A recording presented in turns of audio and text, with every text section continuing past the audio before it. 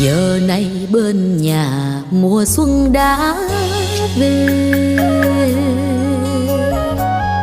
bài nhạc xuân buồn hàng năm vẫn nghe. Mẹ ơi con vẫn không về, ngày xưa chiến tranh điêu tàn, giờ thì xa quê ngút ngàn. Ngập màu hoa nở đỏ xanh tím vàng, ngài ngụng xuống đâu mừng tuổi mới sang.